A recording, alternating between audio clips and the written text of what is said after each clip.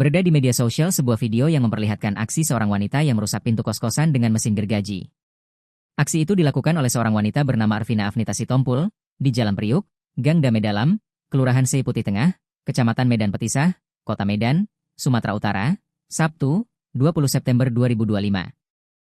Ia mengaku terpaksa melakukan tindakan tersebut karena merasa haknya atas hasil usaha kos-kosan tidak diberikan oleh mantan suaminya, yang berinisial Sip. Menurut Arvina, usaha kos-kosan bernama Cozy Kos itu merupakan harta bersama yang dibangun selama masa pernikahan mereka. Kos-kosan ini memiliki total 20 unit kamar yang disewakan. Ia menjelaskan, putusan Pengadilan Tinggi, PT, Medan telah menguatkan haknya. Berdasarkan putusan banding bernomor 79 PDT-G 2025 PT MDN, Arvina berhak menerima separuh dari hasil usaha kos-kosan tersebut. Namun, kenyataan di lapangan sangat berbeda. Arvina mengklaim ia tidak menerima Rp1 pun dari keuntungan yang seharusnya menjadi haknya.